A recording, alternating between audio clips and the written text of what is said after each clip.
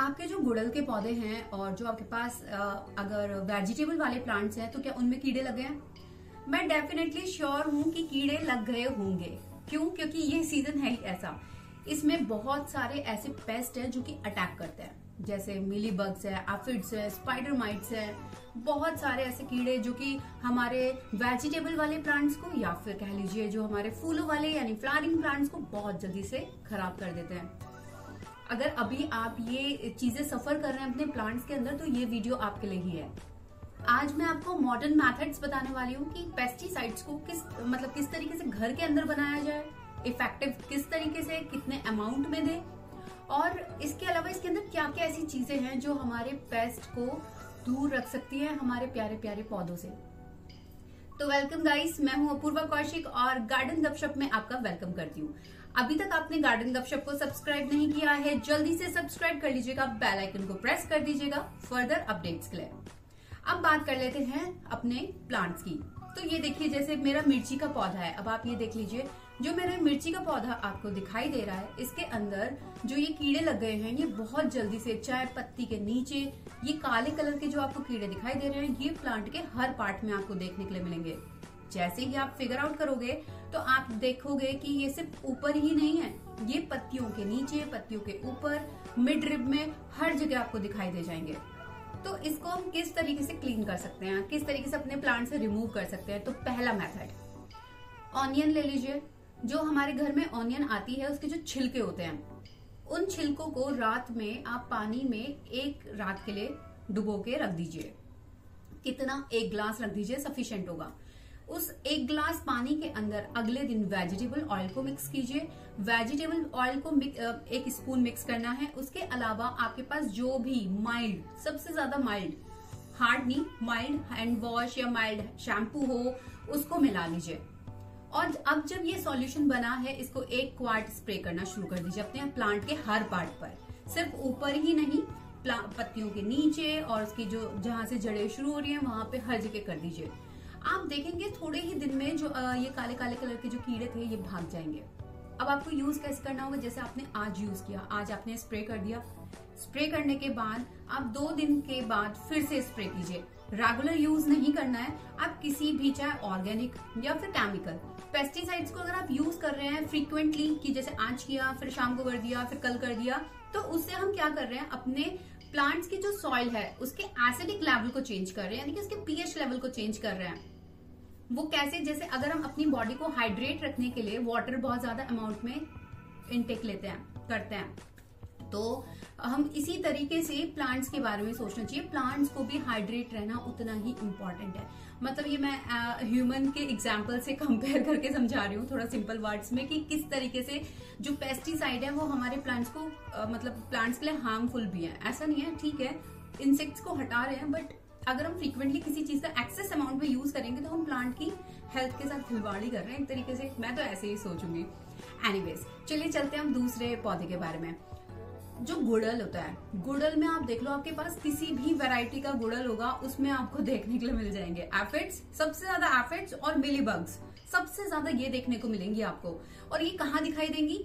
ये पत्तों के नीचे नहीं दिखाई देंगी, ये पत्तों के जहां से पत्ते शुरू होते हैं ना, ये वहां पे दिखाई देंगी, या जहां पे फ्लावर ब्लूम होने वाला है, जो बड बनाना है, वहां पे दिखाई दे जाएंगे आपको ये। और इतने लार्ज अमाउंट में दिखाई देंगे, छोटे बड़े हर साइज के दिखाई दे जाएंगे, क्योंकि ये एग्स को ले गए थे, उसके बाद फिर एग्स जो होते हैं वो हैच हो जाते हैं, उसके बाद ये नंबर ऑफ एफिड्स या मिलीबग्स पूरे पौधे पर अपना एक तरीके से अटैक कर देते हैं, अपना कब्जा कर लेते हैं।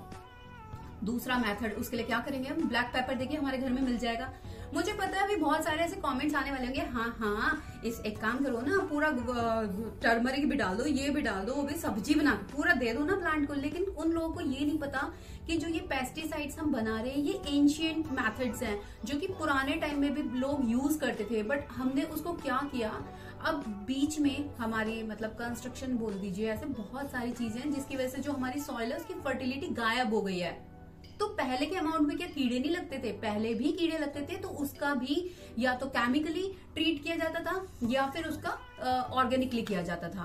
बट आज की डेट में अगर मैं बात करूं तो पॉल्यूशन इतना ज्यादा है ना, तो उसमें आप मतलब बात कर ही नहीं सकते किसी भी चीज की। आपको अपनी सॉइल की फर्टिलिटी के लिए भी आपको बहुत सारी चीजें ध्यान देनी पड़ती है। कहाँ कोकोपीट मिलाओ, कभी रेतीली मिट्टी इसमें मिक्स कर दो इतने अमाउंट में। हम बहुत सारी चीजें मिक्स करके अपने सॉइल को फर्टाइल बना रहे हैं। बहुत कम ऐसे लैंड रह गए हैं जो फर्टाइल हैं अभी।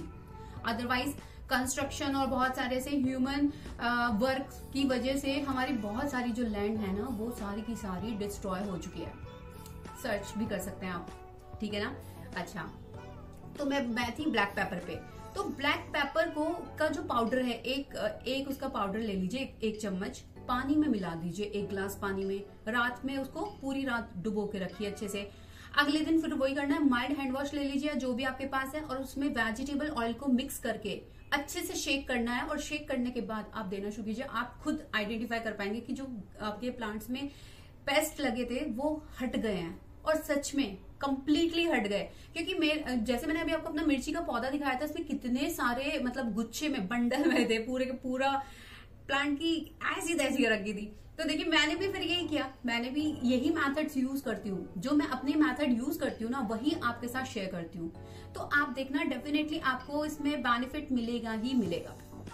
अब बात करती हूँ मैं अपने तीसरे मेथड की कि मैं क्या करती हूँ। देखिए सबसे पहले मैं क्या करती हूँ, जब भी मैं खाद देती हूँ ना, लिक्विड फर्टिलाइजर्स एक्चुअल में क्या करते हैं, अगर जिन लोगों के पास टाइम नहीं है, ऑफिस जा रहे हैं, कुछ भी है, कोई भी मतलब टाइम नहीं है किसी भी तरीके से, तो टिलिंग नहीं कर सकते फ्रीक्वेंटली। भाई 1 हफ्ते के अंदर टिलिंग करनी इंपॉर्टेंट होती है। ऑक्सीजन का जो फ्लो है वो मिट्टी में बना रहना चाहिए, क्योंकि इसके अंदर भी इतने सारे माइक्रो ऑर्गेनिजम्स हैं, सेंटीपेड्स यानी कान खजूरा, अर्थवॉर्म्स हैं, इतनी सारी चीजें हैं जो कि हमारी मिट्टी को फर्टाइल करने का काम करते हैं। तो उनके लिए, उनके सर्वाइवल के लिए हमें मिट्टी की गुड़ाई करनी पड़ती है।